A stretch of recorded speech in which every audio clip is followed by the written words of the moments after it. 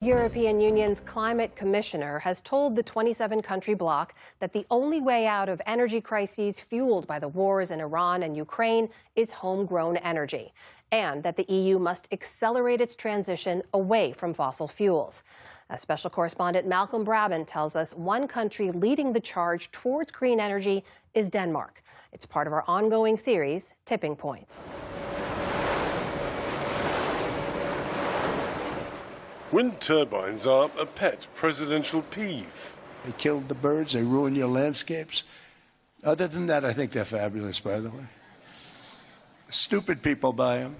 At the Davos Economic Forum in January, the president doubled down. There are windmills all over Europe. There are windmills all over the place.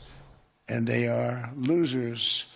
One thing I've noticed is that the more windmills a country has, the more money that country loses and the worse that country is doing.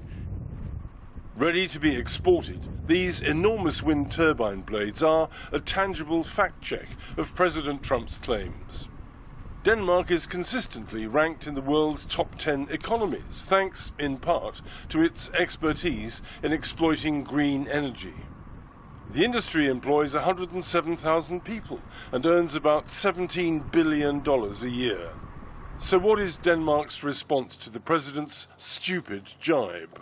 Well, then there must be a lot of stupid people in the U.S. because there are a lot of states, companies and utilities in the U.S. that is actually buying wind turbines right now because the price has come down. The price of power coming out of a wind turbine is cheaper than that of natural gas. Providing a human scale for these giant blades is Christian Jensen, who was formerly Denmark's foreign minister. Now he runs a lobbying organization working to accelerate the fossil-free revolution.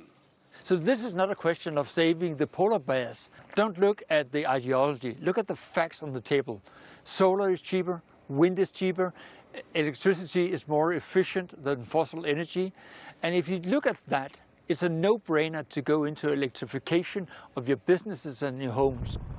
The picturesque island of Ærø in the Baltic Sea is a microcosm of what Denmark projects as its sustainable future. An hour's ferry ride from the mainland, Ærø hosts 6,000 permanent residents and 250,000 tourists in the summer. Denmark is at the cutting edge of green technology because it's been pushing the boundaries for more than half a century. After two major oil crises in the 1970s, the Danes decided that self-sufficiency and energy security were top priorities. Now that foresight is paying dividends. Especially in Ærø, which, thanks to its wind farm and other green projects, is reasonably insulated against shortages and price rises caused by the conflict in the Persian Gulf. Rune Smith leads Ærø's initiatives on sustainability and environmental conservation. So how much do you think that this conflict in the Middle East has actually highlighted the need for self-sufficiency? I think the conflict has made it more important than ever. On an annual basis, we are a net exporter of electricity. We produce much more than we can consume. Perhaps the greatest hoax in history. The Green New Scam, windmills all over the place, destroy your land. Destroy your land. Every time that goes around, you lose $1,000. You're supposed to make money with energy, not lose money. Another pioneering Danish island, Samsø, fact-checked the president during this past particularly windy winter. Samsø exported excess electricity to the value of $39,000 a day, or $250,000 a week. Back on Ærø, Social Democrat Mayor Peter Hansted acknowledges that windmills aren't always productive, but, he insists, they're still turning a profit for their island owners. It is clear that on days when there is not so much wind, there is not as much money. And if the turbines are completely still, they do not get any money either. But the surplus is definitely there on an annual basis. It is paid out 4 times a year, then you get a little check through the door. Now that spring has sprung, Ærø's local grid turns to solar farms to harvest the bounty of the sun.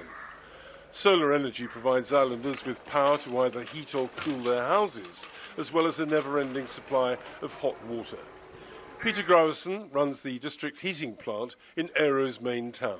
The solar panels is only producing heat, of course, when the sun is shining. but they overproduce. They produce more when the sun is shining than the consumption. And the overproduction we keep in a storage tank, which actually works like a battery. When the sun goes down, we simply use the stored hot water from the storage tank. The diesel-powered ship linking Aero with the mainland is temporarily spoiling the island's carbon footprint, while Ellen, its regular all-electric ferry, is in dock having new batteries fitted. Henrik Harbath Mikkelsen designed the power system and hopes that other ferries will follow in Ellen's wake. We do not have any emergency generators here. We only have the batteries, and we have now been sailing for almost 7 years without any blackouts or any incidents. Meanwhile, car owners are among the worst affected by spiralling fuel prices caused by the Iran conflict. Danish drivers' displeasure surfaced in last month's sales figures. Electric vehicles accounted for 96.3% of all new car purchases.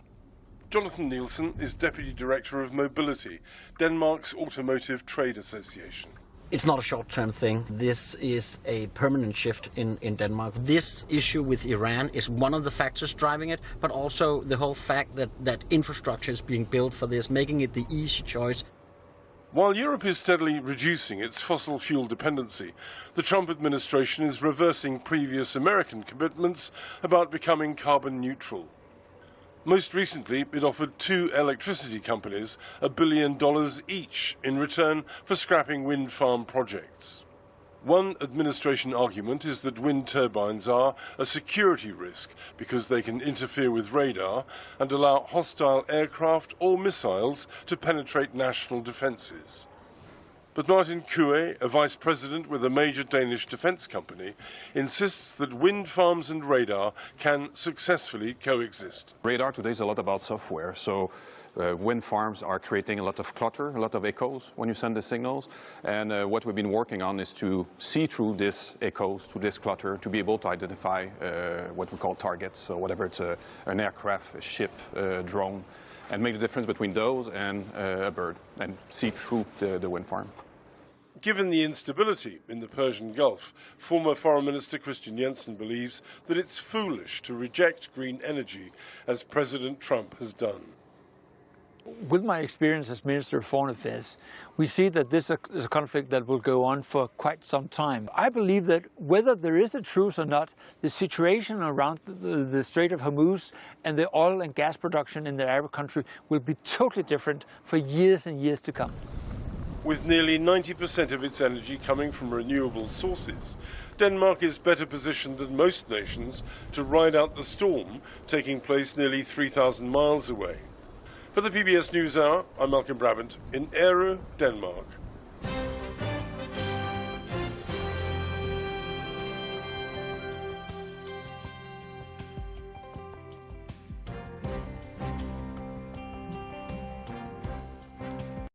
Support journalism you trust. Support PBS News.